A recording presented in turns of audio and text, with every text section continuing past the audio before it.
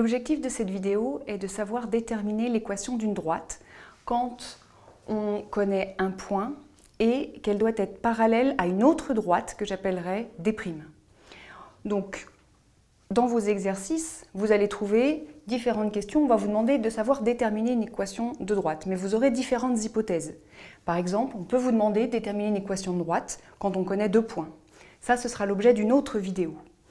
Et puis, on peut vous demander également de déterminer une équation de droite quand on connaît un point et un vecteur directeur. Ça, c'est également l'objet d'une autre vidéo.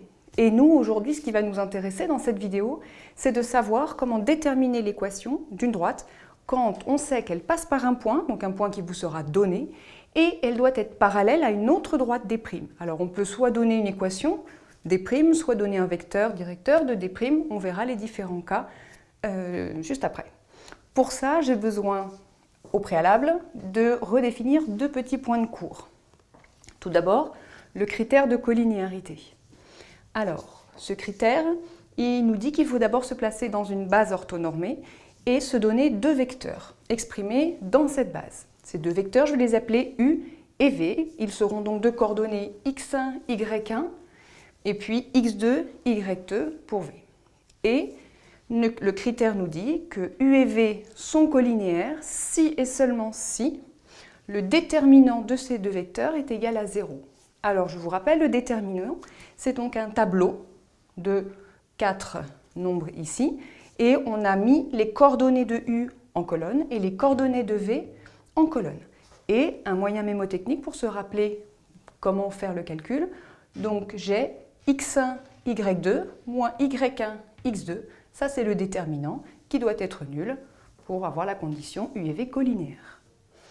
Un deuxième point de cours dont je vais avoir besoin, ce sont les équations de droite. Alors, un petit rappel, nous avons deux types d'équations de droite. Tout d'abord, les équations cartésiennes.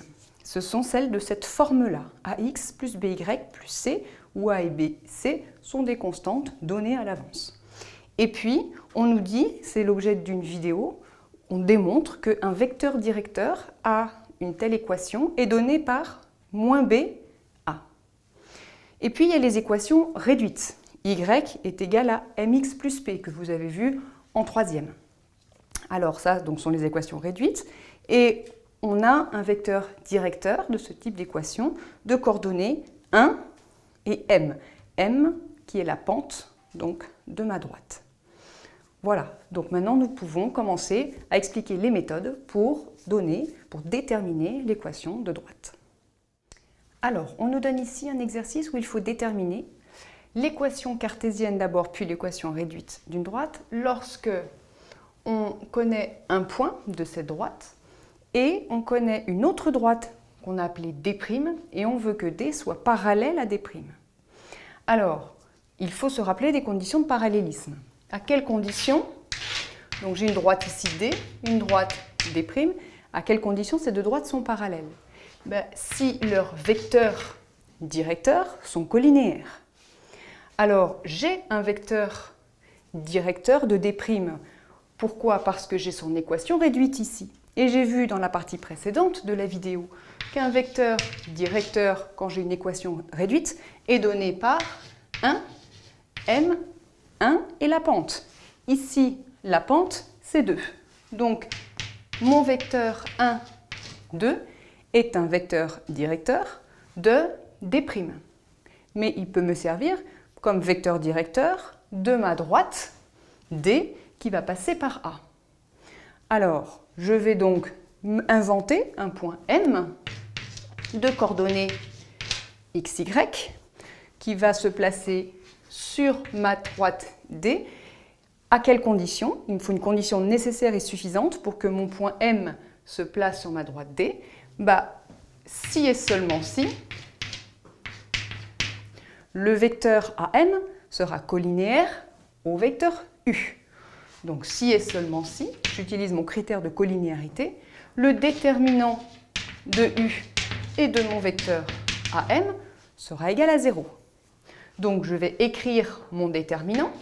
Mon déterminant U, je l'ai, c'est de coordonnées 1, 2. AM, il me faut les coordonnées de AM. M, c'est x moins xa, donc 3, y moins ya, c'est-à-dire 2. Et donc je vais écrire x moins 3, y moins 2 est égal à 0. Et je vais écrire la formule de mon déterminant. Ça me donne donc y moins 2 facteur de x moins 3 est égal à 0. Je n'ai pas encore tout à fait l'équation cartésienne. Pour cela, je vais ordonner. Donc d'abord les x, ça me donne donc moins 2x, plus y, moins 2, et ensuite plus 6 est égal à 0. Enfin, je calcule les constantes. Moins 2x plus y plus 4 est égal à 0. Voici mon équation cartésienne. Alors, pour passer à l'équation réduite, je peux faire simple. J'ai ici y, je vais isoler le y. Donc, ça va me donner y est égal à 2x moins 4. J'ai donc mon équation de droite.